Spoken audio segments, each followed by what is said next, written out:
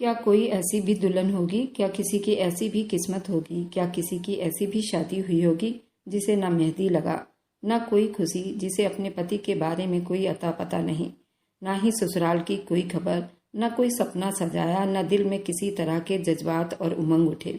भला ऐसे कैसे हो सकता था? यूं ही होना था अर्जेंट की शादी में। बस उसे शादी के दिन खूबसूरत सा लहंगा पहना दिया गया था और उसके खूबसूरत जिस्म को किसी की बीवी बना दी गई थी। उसने एक झटके से सर पर ओढ़ा हुआ दुपट्टा खींचकर फेंक दिया। एकदम उसकी आंखों में मिर्ची सी जलने लगी। कोई बहुत खामोशी से कमरे में दाखिल हुआ था। एक पल को उस हसीन मोम सी गुड़िया को देखकर बिल्कुल हैरान रह गया था। फिर अपनी गंभीर आवाज में बोला, ये रोना धोना, ये सोग मनाना कमरे की चार दीवारी के अंदर तक ही अच्छा लगता है। मैं इस गांव का अकेला मुखिया हूँ। यहाँ के बहुत से गांव और दूर दराज इलाकों में हमारी बहुत इज्जत है। आपकी वजह से हमारी बनी बनाई इज्जत पर कोई आंच नहीं आनी चाहिए और कान खोलकर मेरी इस बात को ध्यान से अपने दिमाग में बैठा लो। मैं कोई भी ऊंच नीच बर्दाश्त नहीं करूंगा और हाँ, उसके अलावा आपकी सारी ज़रूरत और इच्छाएं पूरी की जाएगी।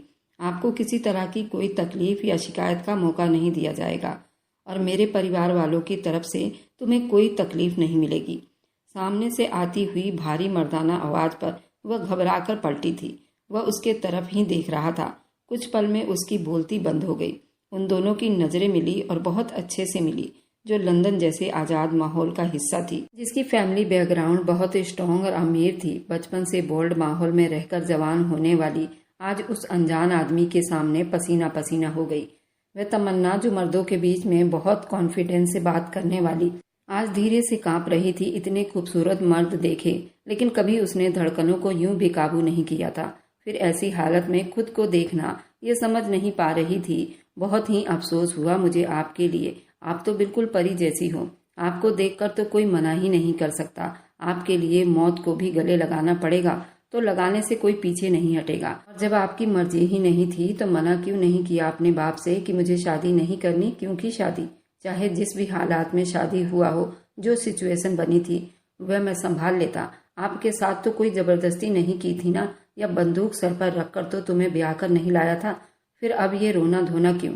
तमन्ना, जो बिना पलकों को झपकाए उसे एक टक देख रही थी, काश आपके साथ मेरी शादी जबरदस्ती के आड़ में ना हुई होती तो आज इस खूबसूरत रात में बोरिंग तरह की बातें नहीं कर रहा होता, बल्कि खुद को आपका पति होने पर दुनिया का सबसे खुशकिस्मत इंसान समझ रहा होता। आपके हुस्न की तारीफ कर रहा होता। आपसे इतना दूर होने के बजाय आपके कदमों में अपना दिल लिए बैठा होता। आपकी खूबसूरती को अपने मोहब्बत के जज्बात से रिझाने की कोशिश करता। लेकिन अब मुमकिन नहीं रहा, क्योंकि जबरदस्ती के इस रिश्ते में मैं खुद को आप पर जबरदस्ती थोप नहीं सकता। आपके साथ कोई भी जबरदस्ती नहीं करना चाहता। ये बातें तमन्ना को अर्श से फर्श पर फेंक चुका था। मैं ये शादी नहीं करना चाहता था। फिलहाल जो भाग गई अपनी जिम्मेदारी से, वह कोई गैर तो नहीं थी, तुम्हारी चाची की लड़की थी। तुम भी जरूर उसी की जैसी होगी, मतलब परस्त, खुदगर्ज, धोखेबाज। निकाह तो हो गया, लेकिन तुम मेरी पाबंद नहीं हो। मेरी तरफ से तुम्हें आज़ाद करने का सवाल ही नहीं उठता। अपने घर जाना चाहती हो या तलाक की ख्वाहिशमंद हो तो मुझे कोई एतराज नहीं।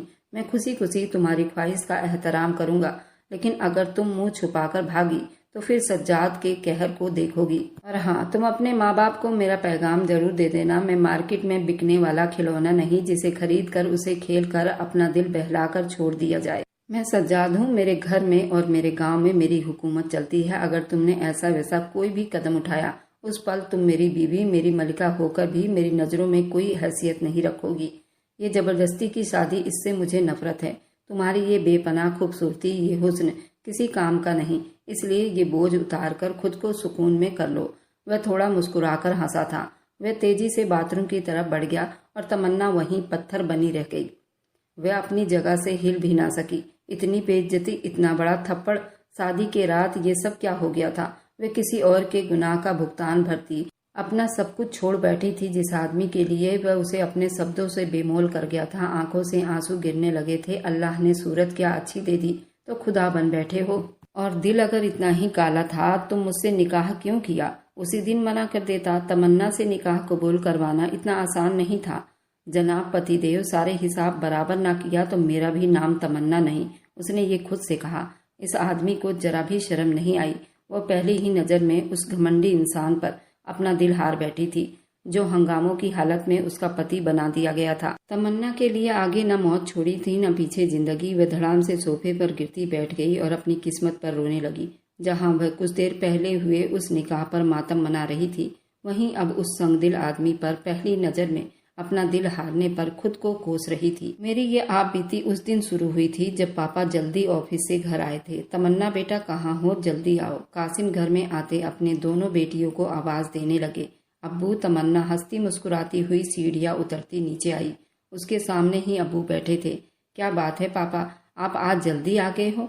वैसे आज आप बहुत खुश नजर आ रहे हैं। कासिम बेटी की बातों पर हंस दिए। हिंदुस्तान से तुम्हारी छोटी चाची का फोन आया था। रुबीना का निकाह है, दावत दी गई है। कासिम चेहरे पर चमक लिए बोले। जब बात अपने खून अपने बेटी की आती तो वैसे ही खुशी से भर जाते।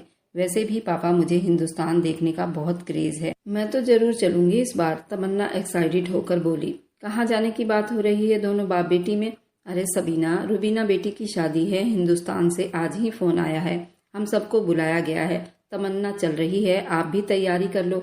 कासिम बारीकी से बताने लगे। सबाना बोली, हमें हिंदुस्तान गांव जाना पड़ेगा। ओ गॉड प्लीज कासिम, 1000 बार आपसे कहा, मैं वहां एडजस्ट नहीं हो सकती प्लीज। वैसे भी मेरी इस महीने बहुत सी मीटिंग है। तमन्ना भी नहीं जा सकती, उसके पेपर अभी हुए नहीं और उसके लिए उसे तैयारी करनी होगी। और आप हैं कि उसे हिंदुस्तान ले जाने की बात कर रहे हैं। सबीना माथे पर बल लिए बोली।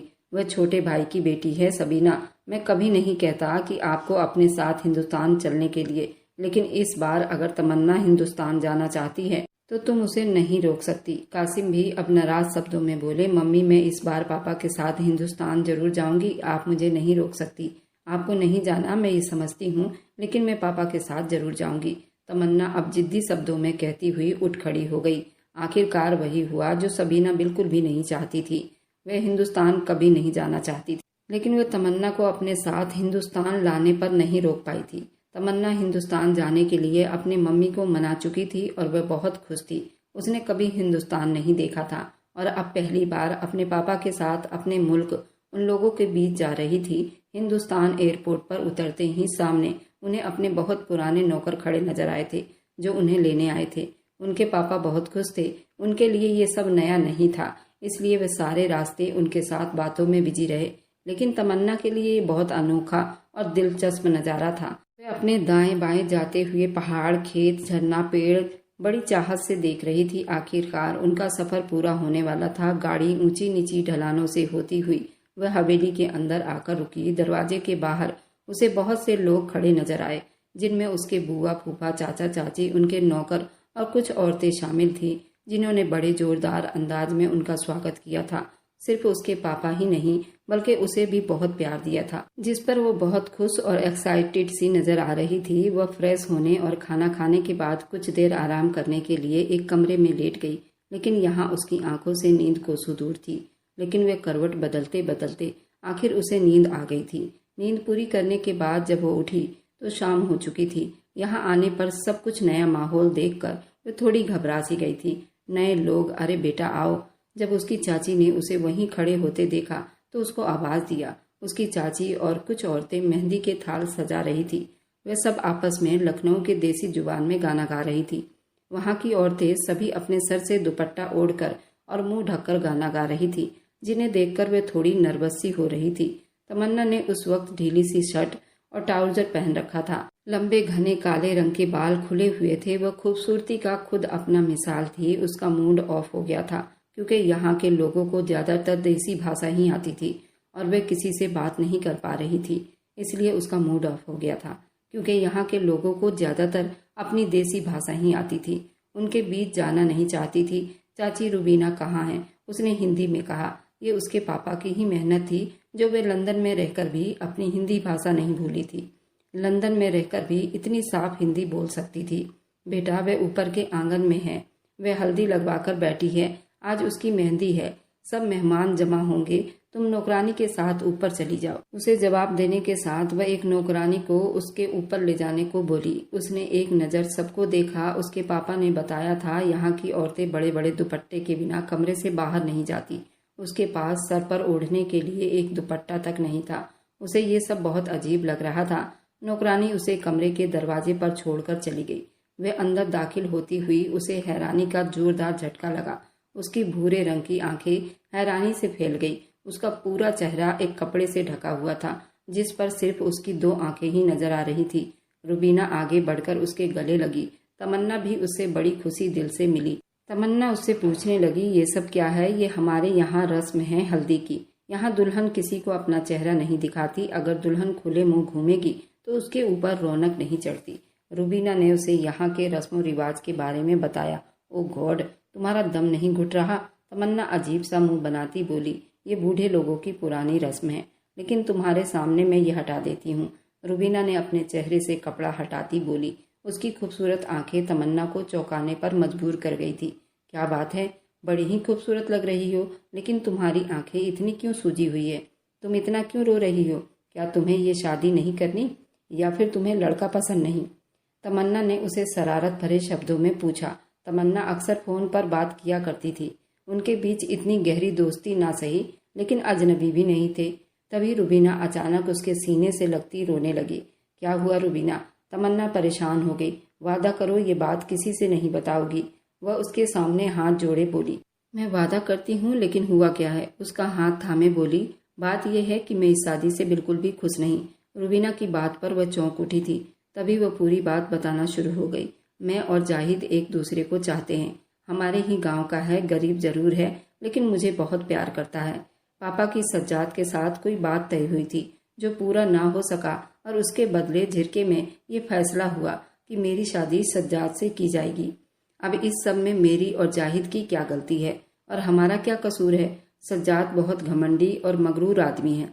सुना है सज्जाद बहुत पढ़ा लिखा है, शहर में रहकर बहुत से डिग्रियां हासिल की हैं।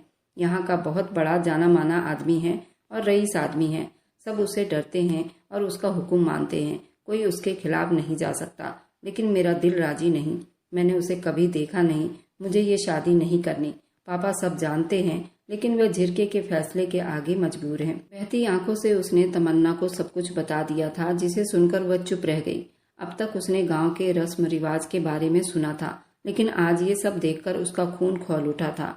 तुम फिक्र मत करो, मैं पापा से बात करूंगी, उसने तसल्ली दी। नहीं तमन्ना, तुम किसी से कुछ नहीं कहोगी। अब कुछ नहीं हो सकता। झिरके का फैसला हर हाल में मानना ही पड़ेगा। वह बेबसी से रो रही थी। हाँ, अगर ये शादी किसी तरह रुक जाए, बिना किसी को कुछ कहे, क्या तुम ये कर सकती हो? मैं तुम्हारी एहसानमंद रहूंगी। और उसका हाथ पकड़े उससे मिन्नतें मांग रही थी। मैं जरूर कोशिश करूंगी कि तुम्हारी मदद कर सकूं। ये तो वाकई गलत हो रहा है तुम्हारे साथ। ऐसा लंदन में तो नहीं होता। वहाँ का कानून इस बात की परमिशन नहीं देती। अचानक ढोलक की आवाज़ तेज हुई, पर तमन्ना हैरान हुई। मेहंदी आ गई, उसने बताया। तभी उसकी चाची दरवाज़ा खोलकर, तमन्ना बेटा, मेहंदी आ गई है। आप ये कपड़े पहन लो और तैयार हो जाओ, और रुबीना की मदद कर दो बेटा। वह कपड़े तमन्ना के हाथ में पकड़ाकर रुबीना से बोलती चली गई। उसका दिल किया कि वह अभी जाकर इस शादी को रोकने के लिए चाची से मना करे। उसे इस रस्म रिवाज पर अब बहुत गुस्सा आ रहा था, लेकिन मजबूरी थी। रुबीना ने उसे चुप रहने को कहा था, सो वह चुपचाप तैयार होने लगी। बहुत ही खूबसूरत सा लहंगा पहना था, जिस पर चारों तरफ मोतियों का काम हो रखा था। हल्का सा मेकअप करते ही वह और ज्यादा खूबसूरत हो गई थी। उसकी स्किन इतनी खूबसूरत और चमकदार थी कि मेकअप की उसको बिल्कुल भी जरूरत नहीं थी। ऊपर से उसके खूबसूरत लंबे बाल जो नीचे घुटनों तक आ रहे थे, वह इस दुनिया की लगती ही नहीं थी। उसके गोरे रंग, आंखें और लंबी मुड़ी पलकें किसी को भी अपना दीवाना बना सकती थी। वह लंदन जैसे माहौल जहाँ खूबसूरती बहुत आम होती है, वहाँ पर भी उसके हुस्न के चर्चे थे। कोई उस जैसा नहीं था। फिर तो ये हिंदुस्तान था। उसे तैयार होकर नीचे आने पर हर कोई उसके तरफ देख रहा था। चाची उसको सबसे मिलवा रही थी। शहनाई की गूंज मची, लड़कियों का डांस करना शुरू हो गया। ये सब अनोखा था तमन्ना के लिए। उसके घर वालों ने भी कई नोट उस पर वार करके फेंक दिए थे। कुछ पल के लिए वह रुबीना की बातें भूलकर उस मंजर में खोसी गई थी। उसे भी ढोल पर नाचने के लिए घसीटा गया, लेकिन वो मुस्कुराकर दूर होकर तालियां बजाने लगी। रस्म शुरू हुई। रुबीना को लाकर बिठाया गया और फिर सब एक एक करके उसे उपटन लगाने लगे। तमन्ना ये सब बहुत अजीब नजरों से देख रही थी और फिर मुस्कुराकर देख रही थी। ये सब सुबह के 4 बजे तक चलता रहा। अल्लाह अल्लाह करके मेहंदी का सारा रस्म रिवाज हुआ। वह थक कर सो गई अपने कमरे में। सुबह के 12 बज रहे थे जब उसकी चाची ने उसे जगाया। वह बड़ी मुश्किल से आंखें खोलकर गुस्से से उन्हें देखने लगी। बेटा उठ जाओ, बारात आने वाली है। उसकी चाची उसे मुश्किल से उठाती हुई बोली। वह हैरान होती हुई उनको तकने लगी। रात गए तब फंक्शन चला, अब इतनी सुबह बारात। ये बारात कुछ दूर के गांव से आएगी, इसलिए वह बेदिल से उठी थी और तैयार होने लगी। बारात बस आने वाली थी। जब वह नीचे तैयार होकर आने लगी, उसका सोया हुआ दिमाग बार बार रुबीना की तरफ जाता उसे उदास करने लगा था। तभी उसने देखा कि उसकी चाची और कुछ औरतें रुबीना के बंद दरवाजे को पीट रही थी। दरवाजा अंदर से बंद था। उन्हें खतरे की घंटियां महसूस हुई। उसका दरवाजा जोर जोर से बजाने लगी। उसका वहम सही निकला। चाची जोर जोर से चिल्ला रही थी, ये लड़की सबका मुंह काला करके भाग गई है। ये आवाज थी, ये तूफान था। तमन्ना जैसे सुन्न होकर रह गई। और फिर एक कयामत थी जो सब पर बीत गई थी। और फिर तमन्ना के ऊपर भी एक कयामत बीत गई थी। और ये कयामत लाने वाला कोई और नहीं, खुद उसका बाप था। कल ही की तो बात थी जब वो यहाँ इस सरजमीन पर मेहमान के सूरत में आई थी, लेकिन अब यहीं का हिस्सा बनने जा रही थी। कभी ऐसे अजीब किस्से हो जाते हैं कि दिल व दिमाग सोचने समझने की ताकत खो देता है। उसका बाप उसके सामने हाथ जोड़े सवाली बनकर खड़ा था, उस इंतजार में कि तमन्ना ये कबूल कर लेगी। आंखों में आंसू लिए वे चाह कर भी कुछ कह न पाई। किससे कहती वह अपने दिल की बात? यहाँ उसके पापा के सिवा था ही कौन जो उसको समझ पाता? और आज वे खुद ब खुद फरियाद बने बैठे थे। वह कैसे उन्हें खाली हाथ लौटाती? उसकी माँ का फोन आया था, जो फोन पर चिल्ला रही थी, उसे रोक रही थी। उनकी इकलौती लाडली नाजों में पली बड़ी थी, कैसे किसी उजाड़ गंवार माहौल का हिस्सा बन सकती थी? वह तो चमकता हीरा थी जिसे किसी शहजादे के ताज में लगना था। वैसे किसी ऐरे गहरे की गुनाह की सजा का भुगतान के लिए नहीं आई थी। वह चुपचाप थी। उसने अपने पापा को सबके सामने रोता देखा। फिर सब बहुत जल्दीबाजी में हुआ। हर रास्ता उसने खुद अपने हाथों से बंद कर लिया था। विदाई से कुछ मिनट पहले वह अपने बाप के पास आई। मैं जानता हूँ इस बात पर तुम अपनी माँ की तरह मुझसे नाराज हो जाओगी मेरी जान, लेकिन ये किस्मत के फैसले होते हैं। जिंदगी के डोर नसीब के हाथ में होती है। जो कुछ भी हुआ वह बहुत अचानक हुआ और कोई सोच भी नहीं सकता था। मगर मेरी शहजादी, मैं इतना खुदगर्ज और बुरा नहीं कि अपनी जान सी प्यारी बेटी को जलती आग में झोंक दूं। मैं सज्जाद से मिला हूँ। वह बहुत बड़ा बिजनेसमैन है और इस गांव का मुखिया भी है और बहुत खूबसूरत है। बाकी 1000 मर्दों से बिल्कुल अलग है। सुलझा हुआ है, 1000 खूबियों का मालिक है। तुम्हारे जोड़ का है। मुझे अपनी बेटी के लिए ऐसे ही मर्द की तलाश थी। ये नसीब में ही तुम दोनों का मिलन लिखा था। बस मेरी जान, मेरी तुमसे आखिरी इल्तिजा है, मेरा मान, मेरी इज्जत बरकरार रखना। वक्त लगेगा, लेकिन तुम्हें एहसास होगा कि तुम्हारे पापा ने कितना सही फैसला किया है तुम्हारे लिए। शायद ऐसा नसीब, ऐसा बेहतरीन चुनाव मैं लंदन में सालों रहकर भी तुम्हारे लिए नहीं ढूंढ सकता था, जो सज्जाद की सूरत में तुम्हें मिला है। नया माहौल, नई जगह, नए लोग, थोड़ा मुश्किल होगा एडजस्ट करना, लेकिन मुझे उम्मीद है तुम कर लोगी। अच्छी बहू बनके सबके दिल पर राज भी करोगी। मेरी जान, मेरी दुआ है तुम्हें दुनिया की सारी खुशियाँ मिले। मेरे फैसले पर तुम्हें नाज जरूर होगा और तुम सज्जाद के साथ एक बेहतरीन लाइफ बिताओगी। विदाई का वक्त हुआ मेरी बच्ची, जाओ खुश रहो। उसे सीने से लगाए बहुत सी दुआएं दी और नसीहतें करते चले गए। अब क्या बचा था कुछ कहने को और सुनने को? इतना सब देखकर उसकी आंखों से आंसू भी ना टपक सका और वह चेहरे पर घूंघट लिए वहां से चली आई।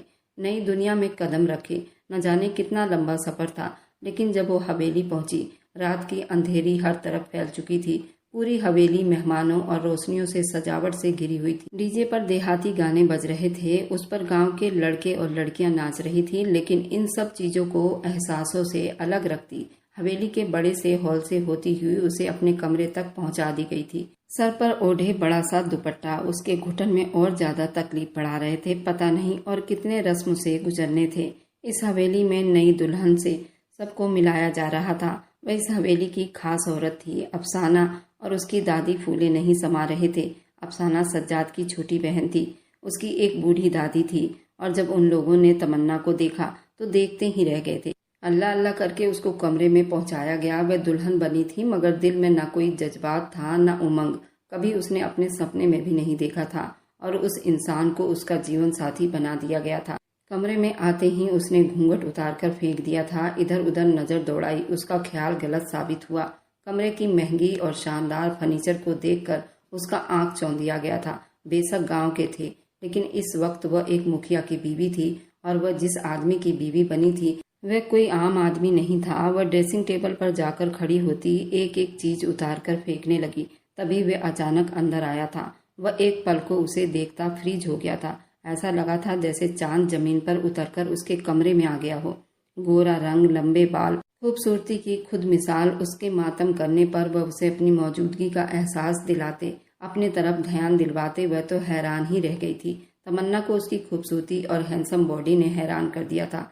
6 फीट का लंबा चौड़ा जवां मर्द दिखाई दे रहा था, जिसे देखते ही तमन्ना हैरान रह गई थी। उसे एक नज़र में अपना दिल हाथों से निकलता हुआ महसूस हुआ। रोना धोना एक तरफ, बस उसे देखती रह गई।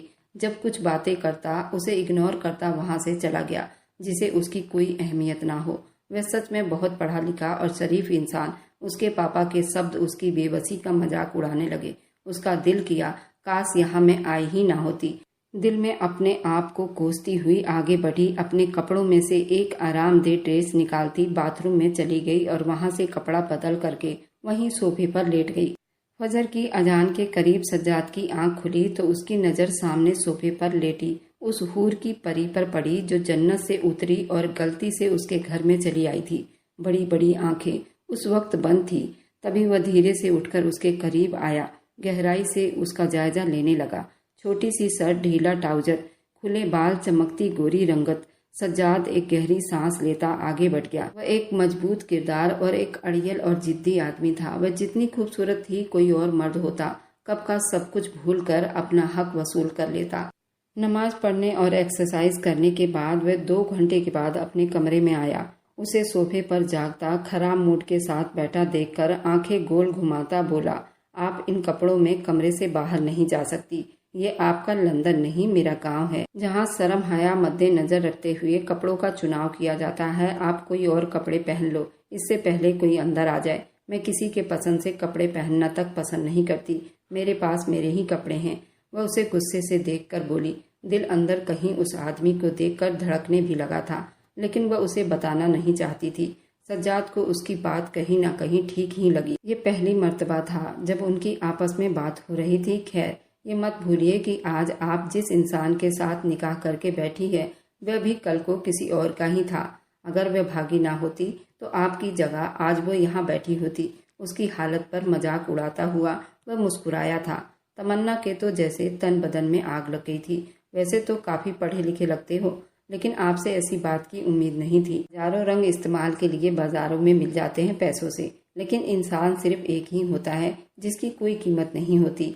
आपके नसीब में मैं ही थी, इसलिए वह शादी के दिन भाग गई, समझे जनाब। और मुझे देखिए, 7 समुंदर पार मुझे मेरी किस्मत यहाँ खींच लाई, क्योंकि आप मेरे नसीब में लिखे थे, जिसे कोई छीन नहीं सका। फिर आप कैसे खुद को किसी और का कह रहे हैं? तमन्ना को ये बात दिल पर लगी थी। सज्जाद की आंखें फैल गई। फिर कुछ सोचते हुए उसने अर्जेंट में उसके लिए एक खूबसूरत लहंगे का इंतजाम किया था। इतना कोई खास नहीं था, लेकिन तमन्ना थी ही ऐसी खूबसूरत, उस पर खास लगने लगा था। सर पर दुपट्टा संभालती वह सबसे मुस्कुराकर मिली थी, लेकिन नजरें बार बार भटकती उस दुश्मन जान पर थी जो चेहरे पर गंभीरता लिए टांग पर टांग जमाए बैठा मोबाइल पर बिजी था। हैंडसम पर्सनैलिटी का सबूत दे रहा था उसका चेहरा। पहली बार कोई जिंदगी में आता बुरी तरह से उसके हवासों पर छाया था। अगले दिन वलीमा बहुत धूमधाम से हुआ। उसकी जरूरत की हर एक चीज सज्जाद ने उसकी पसंद से ऑनलाइन बैठे मंगवाई थी। हर तरफ खुशियों का माहौल था। उसके पापा और बाकी सब भी मिले।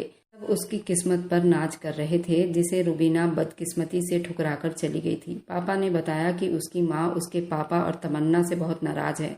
पति से नाराज होने का तो मतलब समझ आता है, लेकिन तमन्ना से नाराजगी उसकी चुप्पी की वजह से थी, जिस पर उसने बिना किसी चू चप्पड़ किए सज्जाद से निकाह की हामी भर ली थी। वह अपने ससुराल के बारे में थोड़ा बहुत जान गई थी। ससुराल में था ही कौन, एक बूढ़ी दादी, सज्जाद की छोटी बहन अफसाना जो तमन्ना से 1 साल छोटी थी, और कुछ नौकर वगैरह। वह यहाँ सभी से घुल मिल गई थी।